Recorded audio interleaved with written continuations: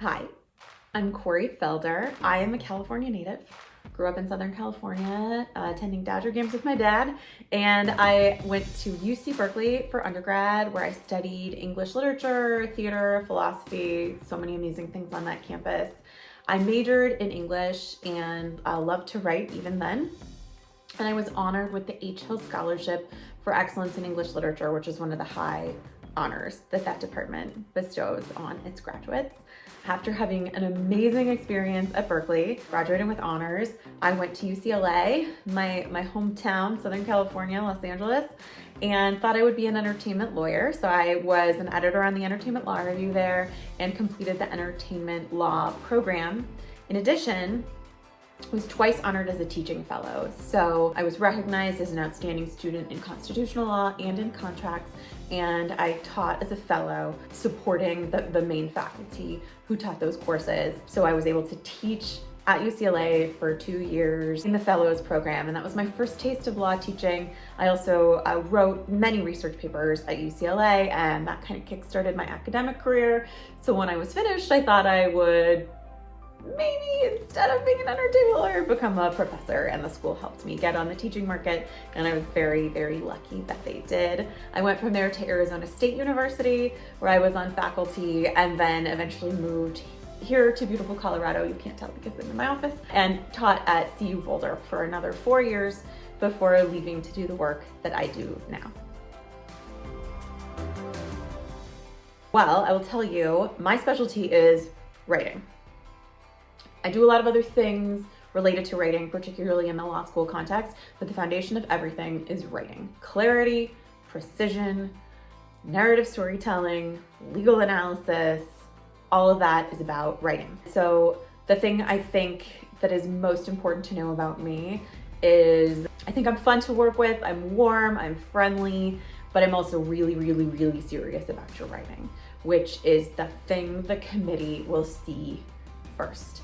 So I have spent a little over a dozen years teaching in law schools, and a huge chunk of that I've spent focused on writing related courses, from contracts and negotiation to legal writing itself. And I am really expert at working with students who aren't quite where they want to be, not quite fulfilling that potential yet. I'm really good at taking those students, supporting them, figuring out what they need, and helping them get to that next place, or in some cases to the very, very top place, winning brief writing competitions, getting into Ivy League law schools, all of those things. So writing, writing, writing, writing, writing. So I could talk about law school success all day long, but when I really think about it, there are three major things. The first thing is time management, maybe emotional self-management as part of that. And so understanding how to organize your time and how to manage yourself in relationship to the demands.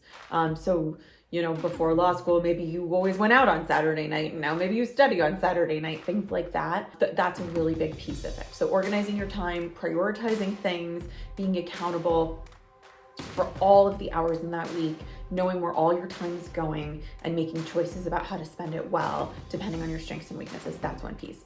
The next piece is expressing yourself clearly in writing. You're going to get to your podium classes.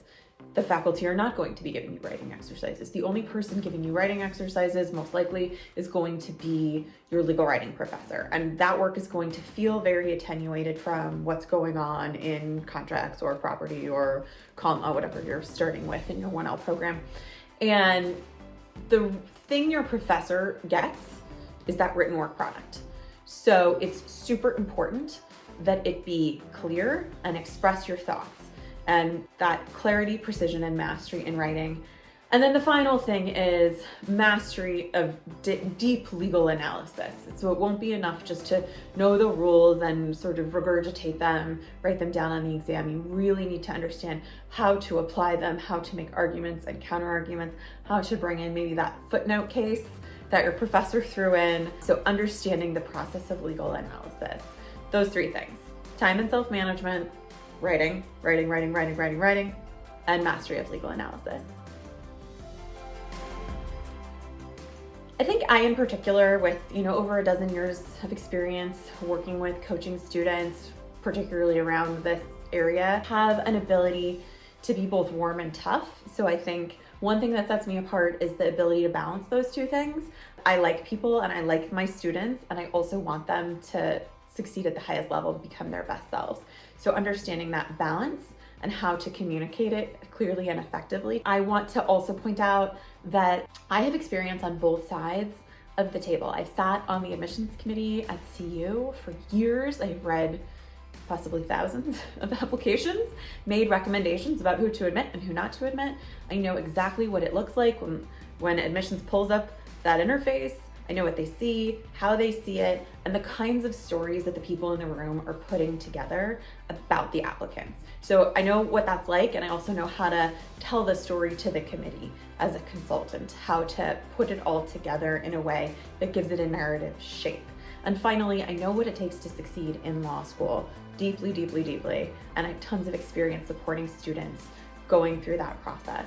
So I have a feeling and an understanding of every single step, from sitting down and deciding where to apply, or if you want to apply, to how to prepare the day that you walk in, and even how to prepare for those final exams as you approach the end of the year, for example.